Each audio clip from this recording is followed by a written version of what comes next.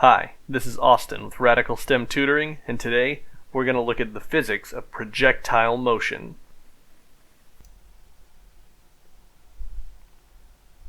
Okay, so for this problem, we're going to look at an arrow being shot. We're going to say that this arrow has an initial velocity of 100 meters per second. We're going to fire it 30 degrees above the ground. We'll say the place where we're standing, x initial, is equal to 0 meters, and we're solving for the final x position where it lands. So this should be a simple kinematic equations problem, right? So let's write it down. Well, we already know some of the things in this equation. We know that the initial x position is 0, so that will drop out. And we know that there's no acceleration in the x direction. Once it's in the air, there's nothing pushing it left and right. So that will also drop out of the equation. So all we've got left is x final equals v initial times t. But we don't know either of those. We don't know how long it takes to land, and we don't know how fast it's moving in the x direction. We know how fast it moves diagonally at the beginning. So we need to specify that's the initial velocity in the x direction. So it looks like we're going to have to do a little bit of work before we get our final answer. But now we know the two pieces that we need to look for. So, the easiest one of these two to get is the initial x velocity, and we can do that by breaking up our velocity vector.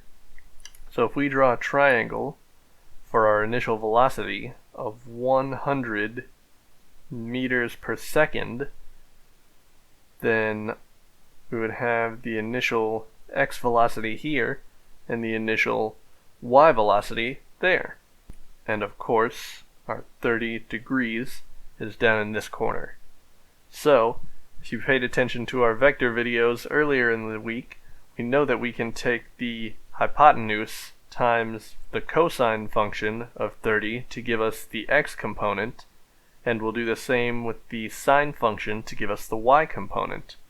So v initial in the x direction equals 100 times the cosine of 30. And that comes out to 86.6 meters per second. Then we'll go ahead and do the y direction too. That's 100 times the sine of 30, and that comes out to 50 meters per second. So, now we have the initial x velocity, but we still need the time it takes to land. But how are we going to get that? We've already seemingly used all the information we can for the x direction. So, that means there's only one way to go, which is the y direction, the vertical direction. And that's why this initial y velocity is going to come in handy. So, if we look at this as a one-dimensional problem in the y direction, we know that at the beginning it has some initial y velocity. That was what we solved for to be 50 meters per second. It's going to go up, and right here at the top it will have 0 velocity in the y direction. It will go up, stop for a second, and then start to fall back down.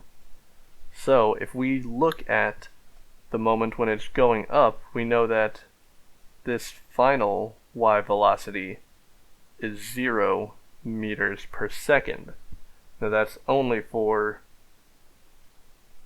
the time going up when we say that the final velocity is 0. If we look at the time going back down, it's going to have an initial velocity of 0 and a final velocity equal to what it started with at 50. So we can use our equation v final equals v initial plus at. We know that this final velocity is 0, the initial y velocity is 50, when an object is in free fall like this, its acceleration is minus 9.8, the gravity constant, times t. And this is the time it takes to go up.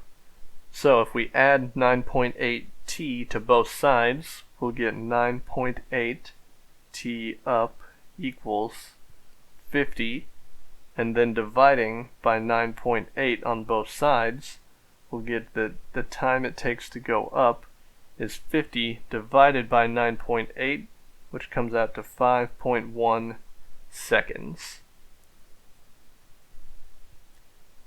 And that means that the total time it takes to go up and back down is going to be 2 times 5.1, also known as 10.2 seconds. And that gives us everything we need for our final answer.